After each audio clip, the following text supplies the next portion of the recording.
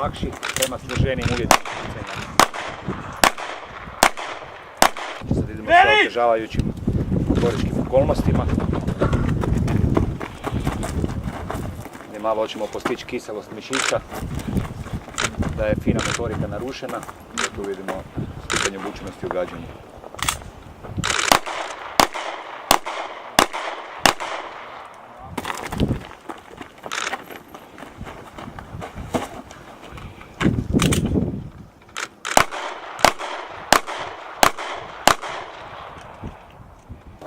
Da su bučnosti na visokom nivou, da ne bio problem. Povucio, pali 2. Gat! Izmicanje u lijevo. Povucio, pali 2. Gat! Pripremi parove zaštićeno. Evo, mislim sad vam je ovo situacija gdje je jedna štićena osoba i jedan pratitelj u štićenu osobu, kao što mi imamo kod druge i treće kategorije. A moj znak stavi štićenu osobu u zaštitni položaj, opali 2. Gat!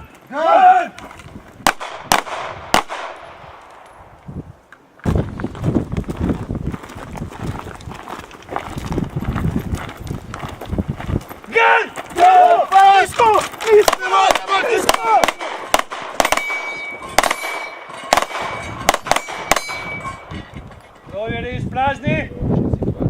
Upravo smo sad u fazi razvijanja standarda.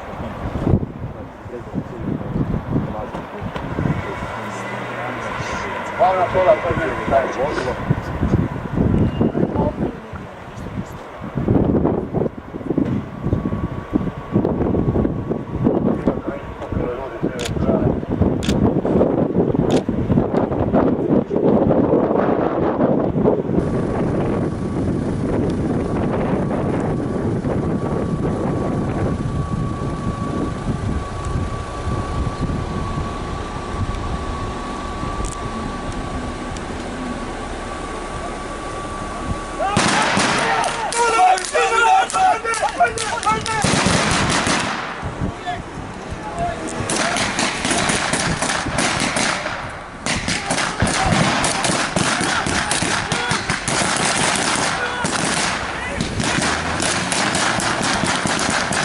Ovo sve što sam danas vidio stvarno je na ponos.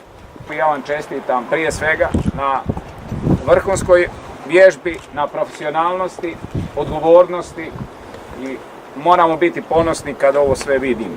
Drago mi je, ono što je ključ, da radimo zajedno. Da radi zajedno Ministarstvo unutarnjih poslova i da radi zajedno Ministarstvo obrane. I posebno da radimo zajedno na svim ovim procedurama, tehnikama i toj sinergiji koja je ključ. Plavi jedan govori, može evakuacija, može evakuacija!